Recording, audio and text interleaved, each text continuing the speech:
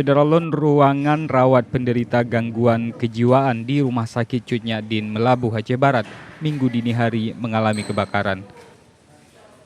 Api menghanguskan seisi ruangan di bangunan tersebut. Diduga api berasal dari bekas botol minuman kemasan yang dibakar oleh seorang pasien jiwa dengan korek api.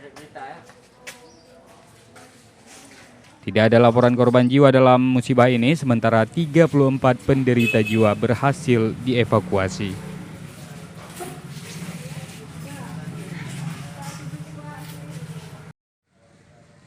Dari Melabuh, Rizwan, Serambi On TV.